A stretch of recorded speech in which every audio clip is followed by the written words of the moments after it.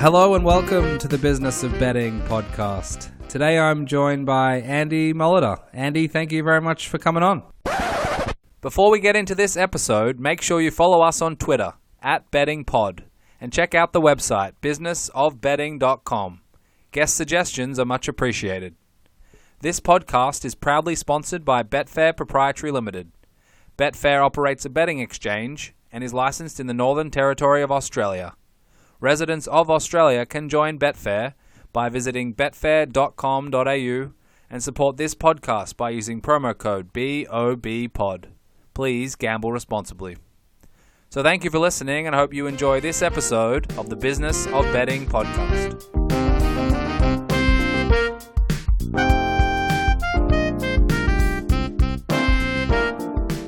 Today I'm joined by Andy Molitor. Andy, thank you very much for coming on. No problem. Great talking to you. I have to ask, Andy, before we get started, your Twitter handle. I don't know, you've got plenty of followers, so I'm sure other people have the same thing that happens to them when they see it. But I always see @Andy not safe for work for some reason, or NSFW that you see on some of those videos. It's obviously not that; it's MFSW, and I'm guessing it's something to do with Minnesota or something. But tell us about that, if there's any rhyme or reason to that.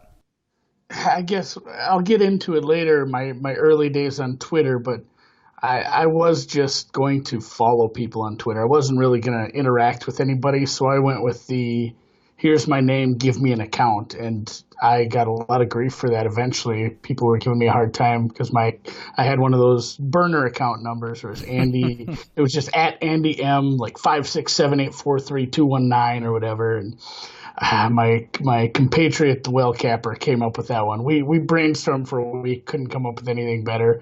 I just had to get rid of the burner account It was no fun.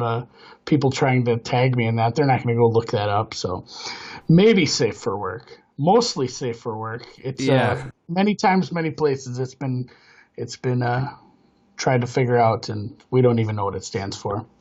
So most will know you as the half of the deep dive pod with the Whale. Tell us about how that came about and how that helps your betting. Obviously, you probably spend, knowing the podcast world as I do, it takes a little bit of time to get all this stuff organized, to prepare, to get things sorted out. Tell us about how you and Whale put that together and what impact it's had overall on your betting. Yeah, like I had said just a minute ago there, I had come onto Twitter just to follow along, and I had my own personal, I had an account where I have friends and people I know on there, and I was starting to feel kind of weird, retweeting people who were giving out free tennis plays on overnight 250s and things like that.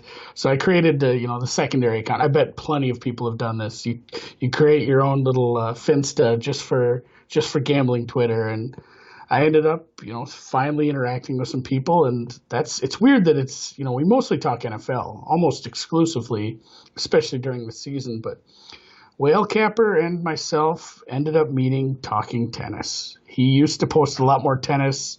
We still bet tennis. I still talk quite a bit of tennis with a lot of guys, but he was posting tennis plays, and I was smart-assing him in the comments quite a bit, and we just got to DMing, and this was almost 3 years ago now. There's still a tennis DM group that got created after that, like right around that same time. We still talk tennis every single day. And one day he had a burner account that I probably still has. He was just using it for goofing around and testing some things. And he showed me he was trying to make like a Periscope video and seeing how that was going. And we joked around about starting a podcast. And I told him he had a face for radio and a voice for newspaper, which is a fun old saying. And he thought that was pretty funny. And we ended up just kind of riffing off that and said, well, hell, let's just make a podcast, which I don't have to tell you, harder than it sounds.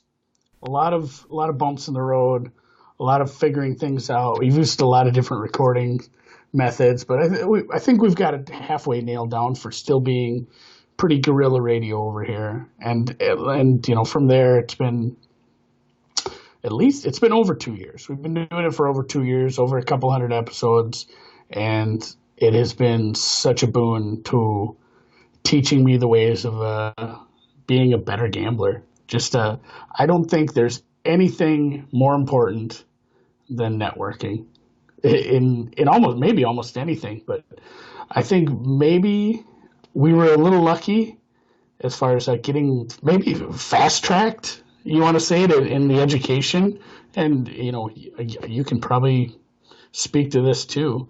You speak to a lot of smart people, and we've interviewed a lot of smart people. We've interviewed professional gamblers. We interviewed, people who sell picks. We interviewed people who, do a lot of the analytics in the sports, and we end up having those little conversations on the air. You have them off the air.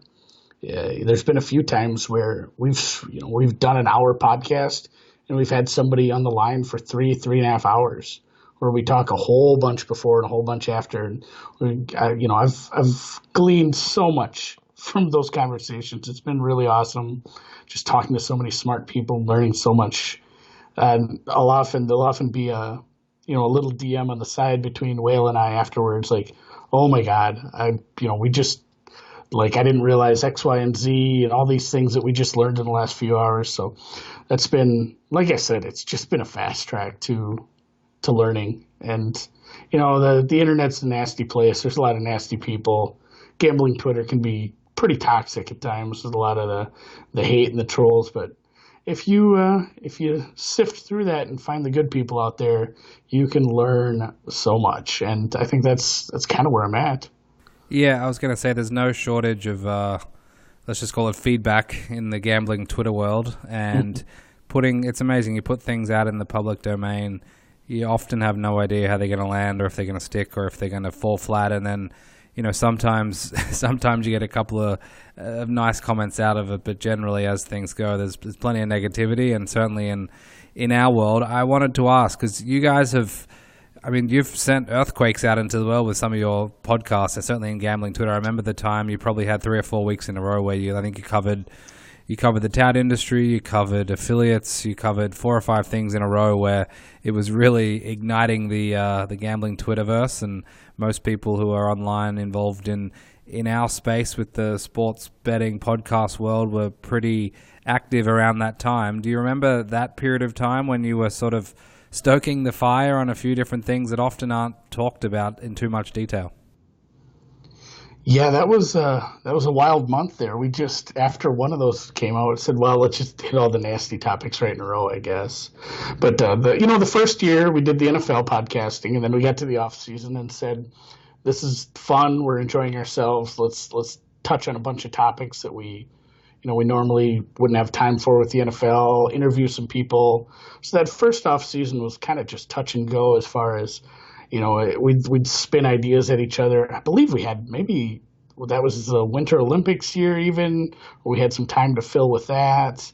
There was always events. We touched on all the horse racing events, the Triple Crown and the hot dog eating contest, and anything we could talk about until football came around again.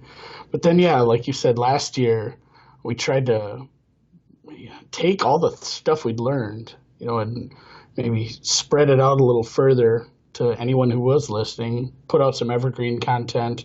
That was a lot of fun because there was, like you said, there was some conversations.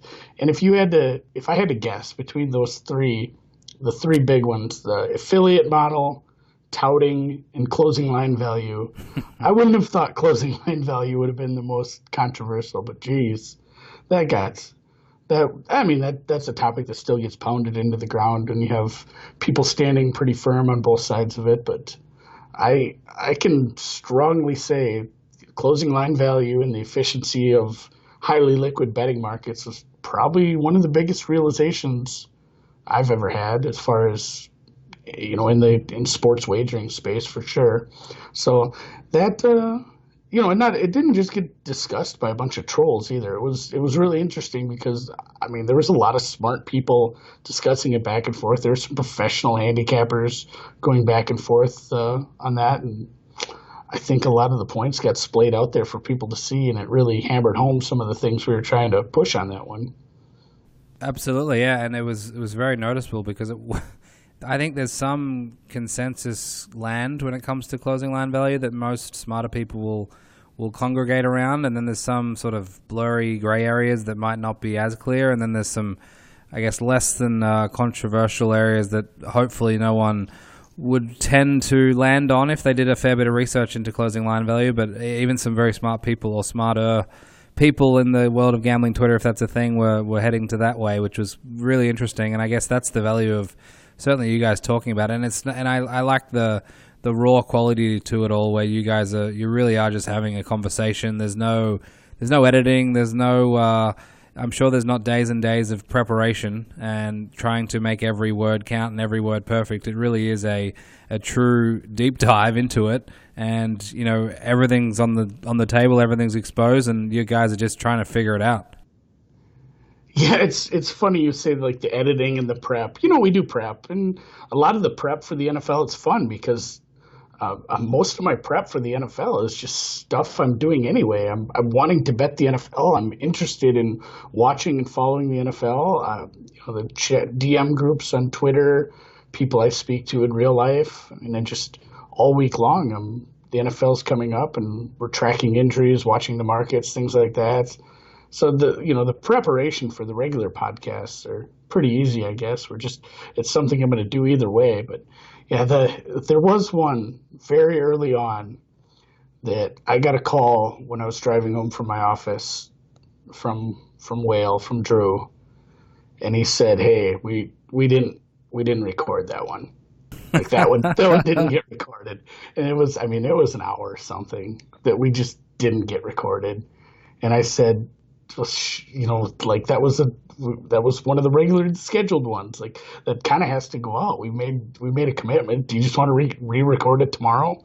And we did. And at the end of it, we're like, God, that was a really good episode. That was like our best episode. It makes you really think what you could do if you had any sort of preparation time and did some rehearsing or scripting or something. The most we've ever done with some guests who have requested a little bit of an outline, and we'll throw some things back and forth, and maybe the NFL previews, we do share some information on that, on what direction we're going to head with what teams. But yeah, like the regular NFL podcast, there is very little prep.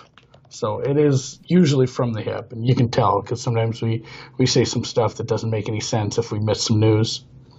I think it's a credit to you guys that you're able to do it at that level all the time, and it's not your 9-to-5 day job doing a podcast. So I think it's very cool. I wanted to ask you about your betting, your handicapping, your analysis, all of that in one. What is your style? If you had to self-evaluate and put something down on paper, a couple of sentences or a couple of words, how would you assess yourself when it comes to betting, whether it is NFL or any of the other sports?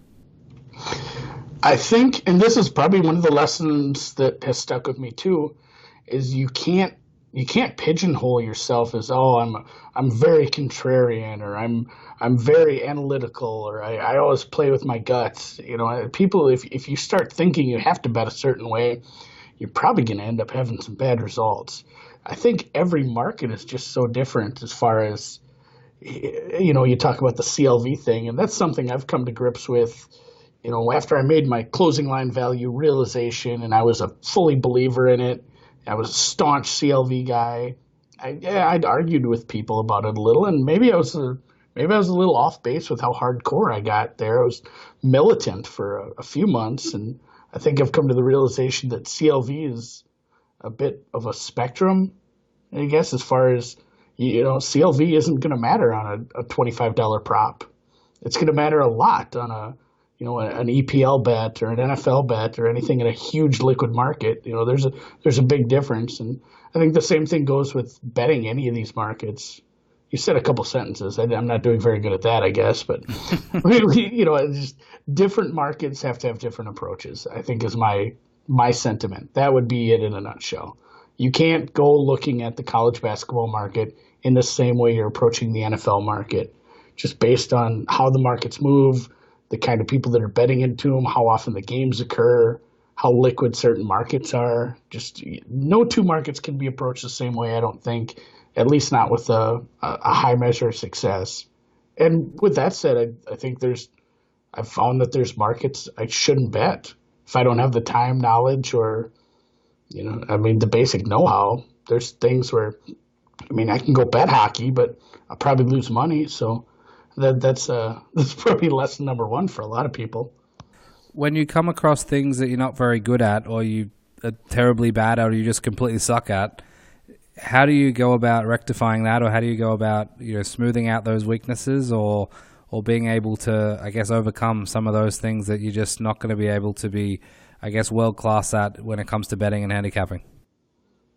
Yeah, that's where you got to make a decision to either figure it out or just leave it alone. And some of those markets, like I don't do a whole lot with NBA, but I talk to a bunch of people who are super smart with the NBA, and I trust their input. And if I'm really going to make an NBA bet, it's probably going to be somebody else's NBA bet. I'm not equipped with the knowledge, the stats. I guess I could start scraping a bunch of NBA stuff, but I don't know if I'd put it together. I had that conversation with somebody about modeling the other day, and we decided that anybody can go scrape stats from the internet. It's how you take them and weight them and put them together and decide how to use them and what's predictive out of it. So I could go get a bunch of NBA or NHL stats. I still don't think I'd be any good at it at this point. It'd take a pretty big learning curve, I think, at this juncture in my betting career to be any good at those markets at the moment. That's why I think maybe specialization is maybe too much of a word for it. You don't have to really, really needle down into one market and ignore everything else, but knowing your limitations is probably a good way to protect the bankroll because, you go back to noob Andy when I was first betting, I mean, even years and years ago when I was really first betting. I recently found out I had an offshore account that opened up like 15 years ago. I didn't realize it had been that long. I'm like, I couldn't even drink. I was like 19 when this opened. Yeah, but even several years ago when I first delved into the gambling Twitterverse, I'd bet on everything. I mean, just anything, all the major sports, college, anything I'd get my hands on, because I thought, I'd watch those sports. I watch enough baseball. I should be able to beat this. I watch basketball. I should be able to pick winners, and that is not the case. You really need to limit yourself to what you're capable of. Otherwise, all your wins and say like I had a good NFL season last year. I had a good college basketball season. If I'd have sat and bet baseball all summer, I'd have probably just gave that back. Kind of defeats the purpose of putting in all the time and effort. Right, and you talked about some of the limitations then. One of the biggest limitations for professional gamblers is time, and obviously for those non-professional, it's even more of a limitation. How do you approach your betting with obviously time being not necessarily on your side, and I guess you have to prioritize things. There are certain things you have to do. Tell us a little bit about what your typical process looks like with that in mind. Yeah, time, man, that's the big one. Even for people, I'm sure that if it's their full-time job, I'm sure they feel that same crunch. I only have so many hours in the day. I have 100 ideas. I can't make 100 models and backtest them all. You got to kind of pick and choose. And I think that's the other big part of why I'm not diving into some of these leagues that I'm not super comfortable with. I just don't have the time. I ended up having a long conversation one afternoon about hockey stats with someone who knows quite a bit. We got into the Corsi and all the other stuff, and he got to talking about some player level stats that he was using years ago, and eventually I realized like my eyes were glazing over and it just wasn't going to happen. I'm like, we're just going to put the NHL on the back burner for right now, and we'll just deal on NFL and golf for the fall. And I think time is probably the biggest one, but the main reason or the main way I've found to overcome the time hurdle is being able to automate more of your processes. And which it's funny, like time was a huge hurdle. I found a way around it, and it was just another hurdle. It was like, oh, I don't know how to code. I don't know coding that well. I barely, know my way around Excel all that well. And that was something I've been working on the last few years. And again, it's just, I have a job, I have a family, I have a podcast. It leaves very little time for me to sit and educate myself. But I have learned a little bit of R. I'm picking that up. That seems to be easier for me because I tried a little Python, and R seems a lot more intuitive to my mind. I've gone just basically the way of self-education. I talked to, again, just networking, a few people I know who have picked up some coding. They showed me some good sites, some good videos, and I think I still have a long way to go about that. But if you are serious, I don't think there's any two ways about it. You do need to minimally get halfway decent at using Excel as a way to automate some of this stuff. And then I think once you get to a certain point, you'll find out how hard it is to scrape information to Excel, and you'll have to move on to R or Python. And that's kind of where I'm at. And I think it's one of those uphill climbs where once you get there, there's a nice easy plateau. Because I think once I become a little more apt at using some of these coding languages, and I'm able to scrape the information I want and manipulate it how I want, just the ability to automate some of that stuff is going to open up some more possibilities for some of the things I'm doing.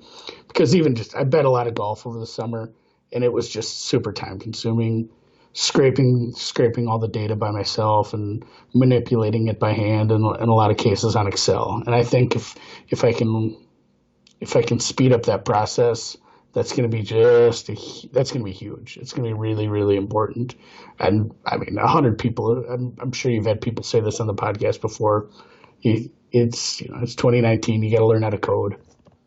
Is it only upside and is only positive when you're talking about learning how to code, learning Python or R or whatever it might be, or being able to scrape much of the data that you want and then utilize it? Or is there a couple of steps back when it comes to heading down that path as well? Think about maybe a couple of years ago when you were doing it more manually to now, even though it may not be at an extremely high level when it comes to coding and using some of those languages. Do you think that it is all positive, or is there some downside to it? I guess I'd have to have an example of the downside. I mean, just an upside example of something I learned, and I was still only using Excel, but again, I've heard this from 100 different people too. Google's your friend. Don't feel dumb if you have to Google stuff, especially, I mean, even just in Microsoft Excel, there are 1,000 functions. There's packs you can add. There's all kinds of things you can add for distributions and just basic functions that you're not really sure how they work. I Googled a lot of things to make. Oh, my phone just popped up because I said Google. It tried to get me to search something there. But I Googled a lot of stuff to try to figure out how to make my NCAA basketball model more automated, where I wouldn't have to do as much work every day to compare what my numbers said with the lines. And eventually I was able to. It wasn't perfect. I'm sure there's plenty of people out there that could have done a way better job and done way less work from day to day. But it helped me because I had more time and I was able to do more due diligence, because the process time for me to run the numbers, decide what plays I liked, it was cut probably in a quarter. Like I had 75% more time to take a look at each play that the model popped and go look, because I was betting pretty small schools. Really, really small conferences, niche markets, where if a player gets hurt, it's not national news. It's not getting thrown on the ESPN blotter. Say, the guard for Duke is hurt this weekend. So it really helped me as far as narrowing down some of the reasoning that my model was popping on some numbers. Like there was a few plays I was able to stay off of as I looked up some of the reasoning, whether it was, hey, this is maybe a bad travel spot, or this team has some players injured and I'm not accounting for that in my numbers. So I don't see a huge downside unless you had an example. I think just the extra time gives you extra time to do other things to keep improving your process. Yeah, I think some people talk about just when a lot more of it is automated, you lose that.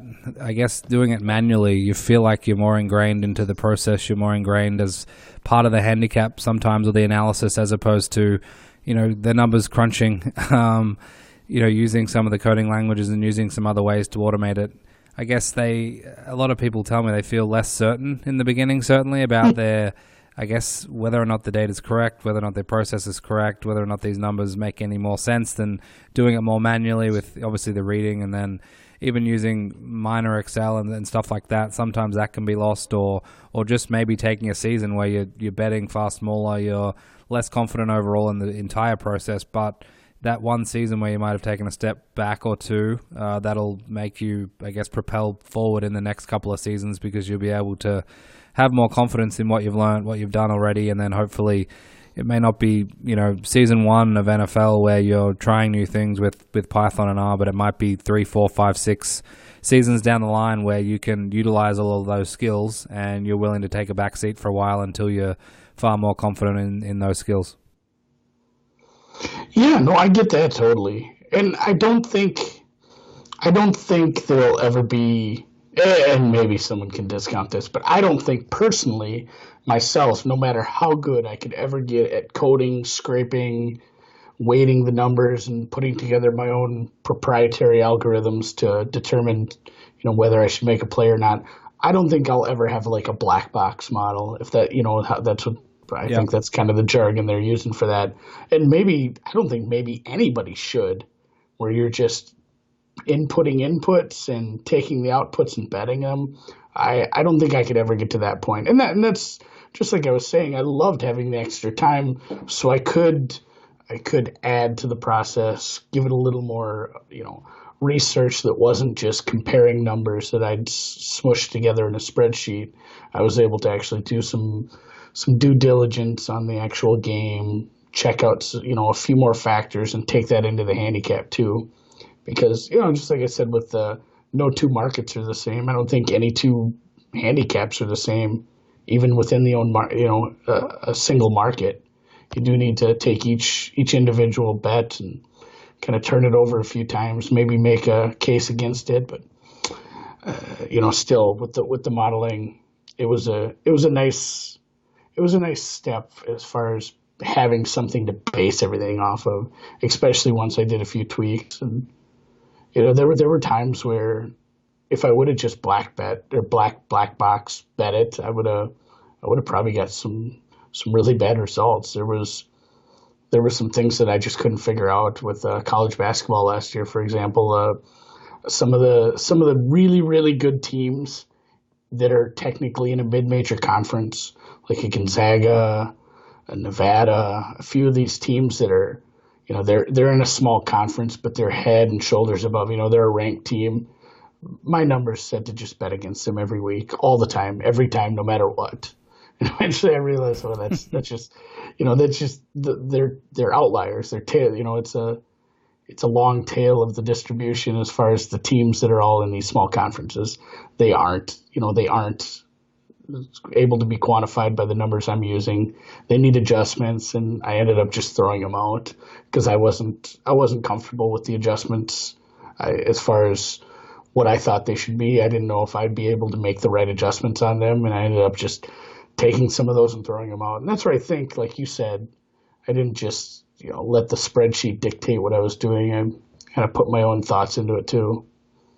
Do you suggest others go down the path of learning? You've kind of said yes already, but just generally when you speak to other people about it who might be currently just spreadsheet warriors and are doing a lot of it themselves, either manually or working through their spreadsheets, do you suggest that they jump over and start digging into some of the stuff you've already looked at, or what's the I guess the best approach for some of those people who are thinking about it?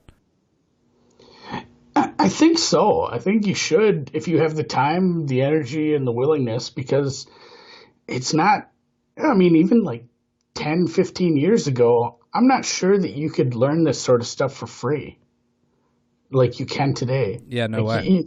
You'd have to go to college and get a computer science degree, or at worst, like a tech school, and learn some stuff like this. Whereas now, I haven't paid a dime for a lot of the knowledge I've picked up. Like I said, even just Googling things and how do I make Excel, figure the mean of these cells but exclude this. And I've done a lot of Googling where I don't think Google has really made sense of what I'm trying to ask, and I've had to figure it out. But just YouTube, the amount of people that are fully willing to just make long YouTube videos explaining some of the basic concepts. And once you have the basic concepts of a language, that's where you just start playing with it yourself, and then all of a sudden you're in the same boat where you're at the same point in a coding language as you were as in Excel. I know how to use Excel. I don't know how to make it do everything I want it to do. Once you get to the basics of like R, and you're using R Studio and taking some numbers and playing with them, then it's just a matter of, how do I make R do this? There's a ton of resources. There's forums. There's people on Twitter that talk constantly about, their coding, and it's a kind of a nice community too, as far as just sharing the data that's out there. There's some really good accounts on Twitter for that too. So I guess I'd recommend it if it's something that interests you. I think people need to realize it's not as daunting a task as probably it seemed to be. I think that's my understanding of it right now, because at first I don't remember who the first person was that said, like, Andy, you should probably learn R and Python or something along those lines. It'll make a big difference, because we've talked to, just on the deep dive, a number of people who use quite a bit of coding, and they all said the same thing. Like, this is the next step. This is how you're going to get better at this. And it was always like, that seems like something that might be a little out of my reach at this point. But I think that was the biggest realization, was it's not that difficult to get the basics down. And I'm still pretty much a noob with some of this coding, but it's a process, and I think it is going to pay dividends in the long run for me. Do you think you're better at it because you have an underlying passion for the betting and the handicapping of these games, and that combined with the ability to learn it has helped? Or do you think any average person on the street who doesn't bet, who had the same experience, would be able to do it in the same way? Well, and that's another thing too. Yeah, I think the passion is there, and seeing the fruits of your labor, seeing the results. Yeah. Like, again, even back to the Excel, it took a lot of time for me to get that Excel sheet doing what I wanted it to do.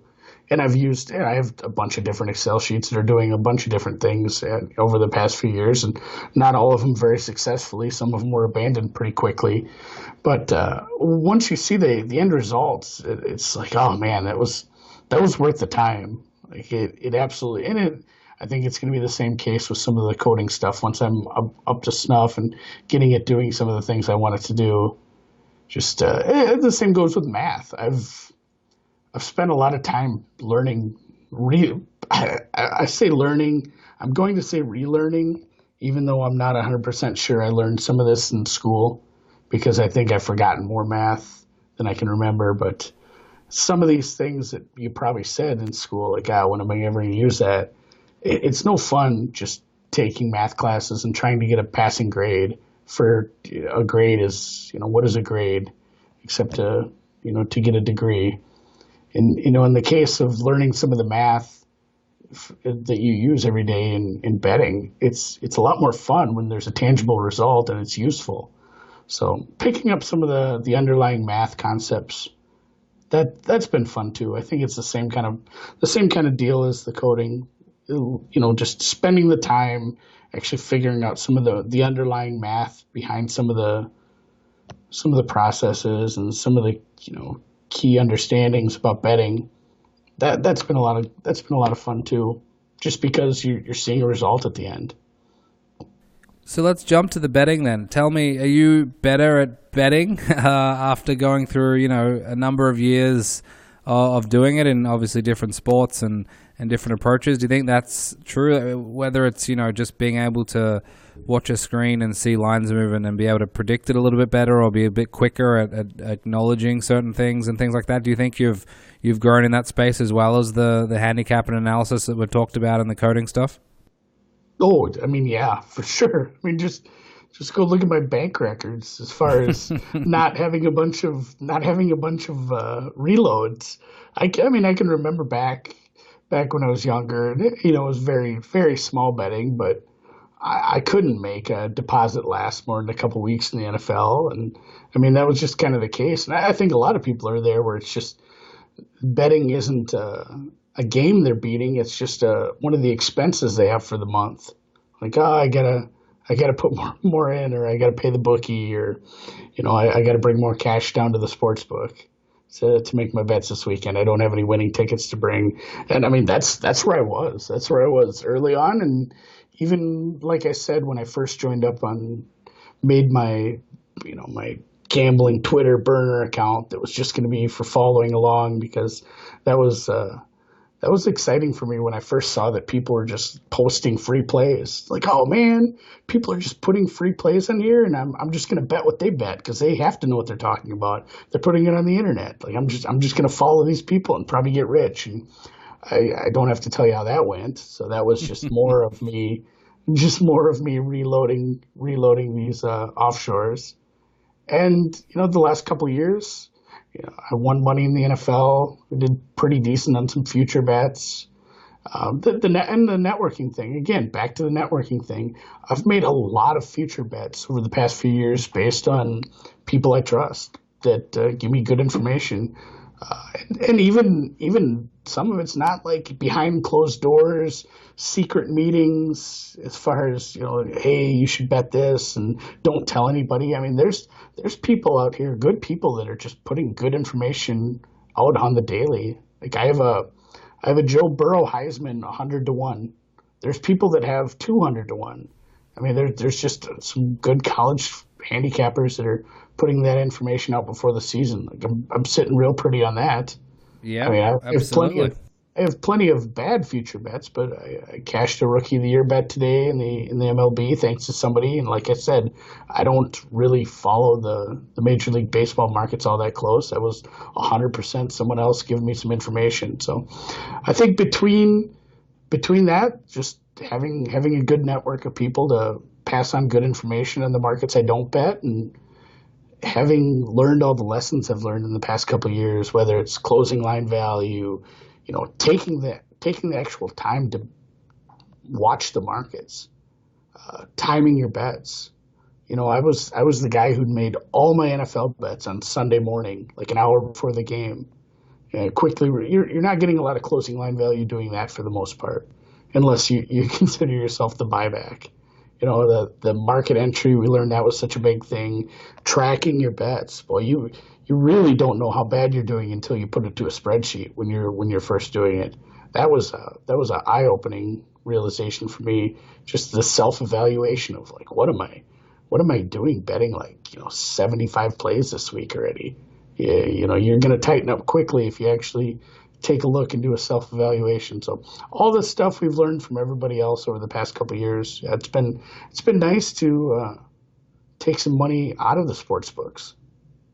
Absolutely. And I wanted to ask on the betting side, do you delve into first halves, second halves, first quarters, different props on receiving yards and things like that, over-unders, all the different possibilities? Now it's not crazy to open up a sportsbook app and see a couple of hundred different options for, an NFL game or even a college game coming up. And I think it's obviously it all relates back to the spread, the total, for example. It's pretty derivative in that sense. But have you spent the time to dig into different areas and think about those? And if you have, has that had an impact on your betting?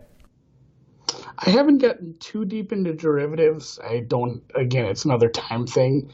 I think if there is something I'm going to get into in the NFL that's not just pregame, betting during the week, it's got to be live betting. Yeah. Because even just running some really, really simplistic numbers during the week and realizing, there's a reason they have to charge. A lot of these live books are charging 15 cents on both sides. And I think they have to because I just don't know if their numbers are quite as sharp as they think they are. Or maybe they realize it, and that's why some are even charging 20 cents a side, or, the hold is pretty high on that. Well, I do get into some of the props. I think season-long props, there's an argument to be made that it's not good to let a sportsbook hold part of your bankroll all year, but, man, we found some pretty weak season-long props in the NFL, and a lot of it was just by accident. Like I said, we doing these preview podcasts for the NFL during the preseason, I was sitting there opening up all 10 of my sports books and just taking screenshots of anything they had to offer for as we went division by division. And I ended up, just pulling to win the division and to win the conference and a few things. And then I said, there's more than that, and started pulling all the player props for the year. And, oh, man, things were just starting to stick out like sore thumbs. And, injuries helped us and hurt us on a few of those, but a bunch of good positions were taken there.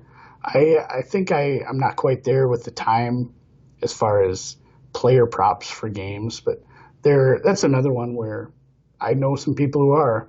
There's some really sharp people as far as betting player props game by game, and a lot of the DFS community guys, once they start delving into that and crossing over into sports betting, there's going to be a lot of sharp money in the player props. And like you said, it's getting to be more prevalent, especially as more of these onshore books come on in the U.S. So do you think monitoring a screen, looking at the different outs, whether it is manually through different tabs on your Chrome web browser or using something like DonBest or other services, do you think there's a benefit in that for those looking at expanding their, skill set in betting and not just being good at handicapping and doing the analysis and figuring out what number they like, but spending the time and really digging into what some of those moves mean and don't mean? It's a deep, dark world sometimes, but do you think there's value for those who are interested?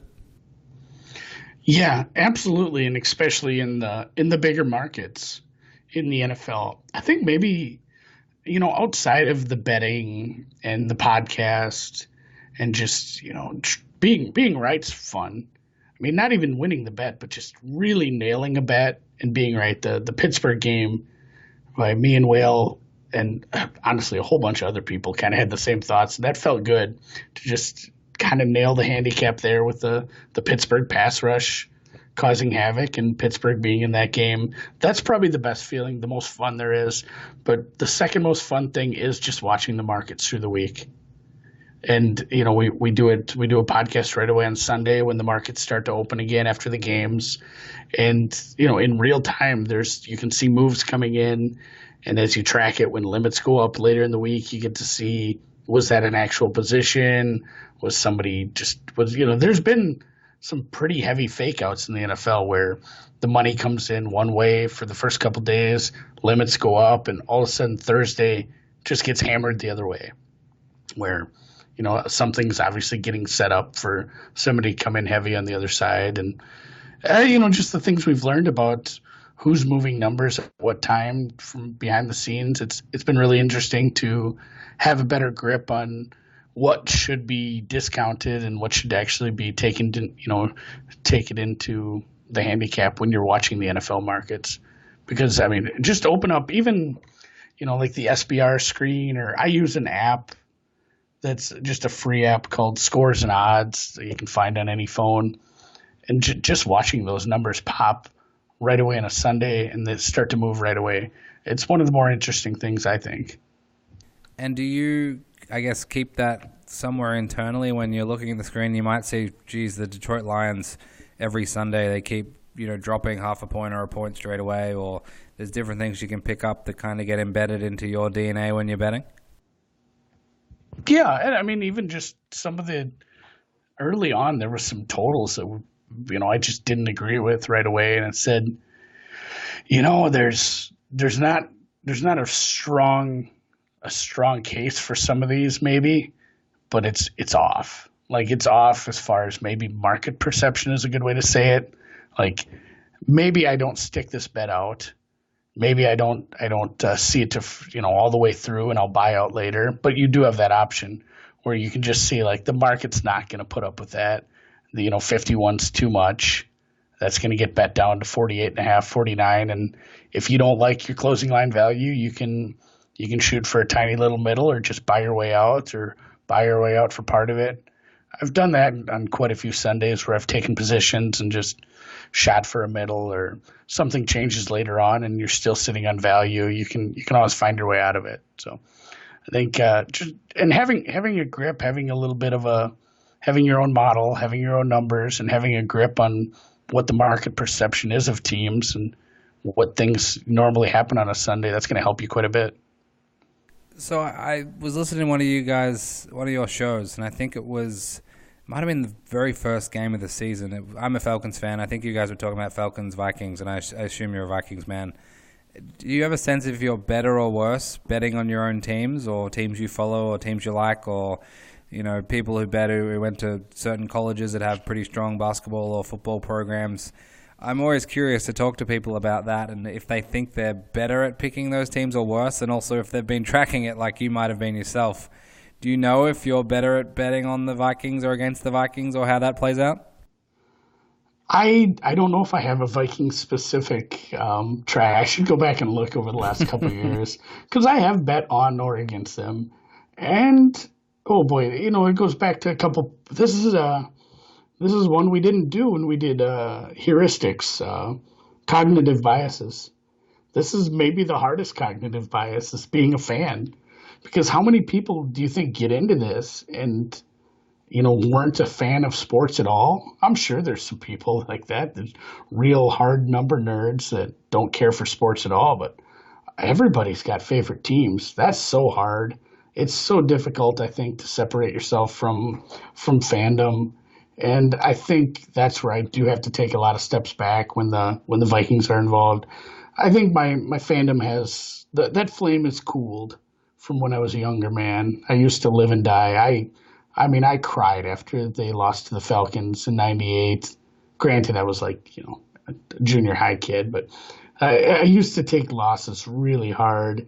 I used to cheer and, just like I said, talking to people who bet here in Minnesota in real life. Like, there's definitely, the bias is it's not a fake thing. That's a definite real thing. Minnesota takes a lot of money at the sports books down in Iowa, from what I saw when I went down for the Packers game. And it's difficult. I don't think I'll ever fully be able to get out from under that weight, and maybe nobody can. I think there's probably people out there that just say, I don't bet the games for the teams that I cheer for, because I don't think I know myself well enough, or I don't think I have a clear picture of it.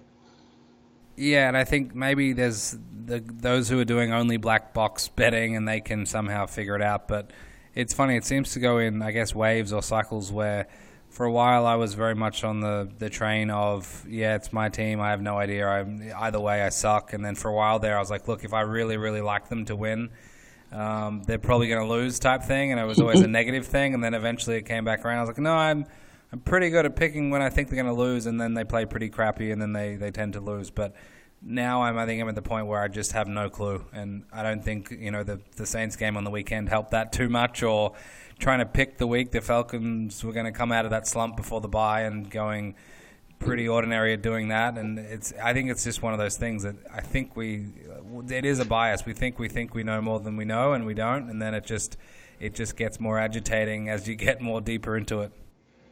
Yeah, it's the definition of a bias. It's subconscious. It's in your head. I don't know if you can think your way out of it. I think a lot of the times when I do have a position that I think is a good position to take, and it's on a Vikings game, I'll ask other people I talk to.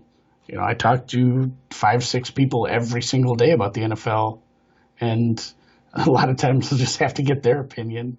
And I won't even always phrase it as, hey, maybe I'm not seeing this right. Just like, hey, what do you think of the Cowboys line this weekend? Yeah, no, it is an interesting one. Andy, we could talk for hours, but I do have one final question for you before I do let you go. I want to ask, what's next for you in terms of betting, handicapping, the podcast, anything? Do you have any ambitions, or are you happy to just ride the wave as long as you can and see what happens, see where it takes you on the coding front, the betting front, the media front? What's some of the things you might be thinking about moving forward? Yeah, I love doing this. It's just been so fun. Like I said, meeting the people, some of the interviews we've done, those are people I might never have gotten to talk to. There's some high-profile professional handicappers we've had on the podcast. You can say the same thing. I'm sure there's some very interesting people you've loved talking to as you've done these episodes. I think that's been a highlight of this whole thing. Just moving forward, I don't know. We waffle on that, and it is because we have lives, full time jobs, and things like that. But I think we're just going to keep going, doing what we're doing, and we love the interaction from everyone. We love the halftime podcast or the halftime periscopes. You get a lot of fun comments from people that hopefully they're not taking the handicap we're putting together in like 5 minutes too seriously and getting too heavy on those bets. But it is fun to put together some halftime bets every week on the primetime games. And we have done a little advertising. We're feeling a little more professional now, but we're trying to be so picky about some of the advertising, because there have been emails from advertisers that we've had to say, that's not our bag. I'm not sure I feel super cool about doing that, but it is nice to do a little bit of advertising, feel like a little bit of a professional podcast here, and pay for some of the expenses on the website. And I don't have to tell you, there are a few expenses that go along with running something like this. Yeah, I think time is the first one, and then outside of that, there are things that people probably don't think about or appreciate that go into making sure it gets out every week. And I'm kind of like you guys. I think there's some badge of honor to being able to keep it up week after week, and you guys obviously do a lot more than I do. But for those who are living under a rock who are wondering what we're talking about, if you go to @DeepDivePod on Twitter, you'll see Andy and the Whale do their pod and the periscopes, and I've seen some stuff with Side Boss, and there's a few other things you guys have got going on, which is great. I think it's part of the camaraderie of this sort of gambling Twitterverse is to get involved in things that make sense and that feel authentic, and then try and shy away from things that aren't. So I think you guys do as good a job as anyone on that front, and it's certainly fun chucking on some of those periscopes, wondering where Whale's going to be, what sunglasses he's going to be wearing, or what Hawaiian shirt, and what your backdrop might be this week, or if you're going to be on the road or at home. It's certainly fun for me as a fan of you guys. So I'm hoping you keep it up for a while. Yeah, definitely for the foreseeable future. It doesn't feel like work. Like I think that's the biggest thing for us right now. Like it doesn't feel like, oh man, I got to make a podcast tonight. Oh, I gotta talk to people at halftime. Like I'm watching those games anyway. I'm going to be hanging around watching the games. I love talking the NFL. I'm going to spend the time. So, yeah, it doesn't feel like work. So I think we'll, for the foreseeable future, continue to do that. Awesome. Before you go, Andy, just Twitter handle for those who are interested in connecting, following along, or sending you a direct message with some thoughts on the podcast or things moving forward with their betting.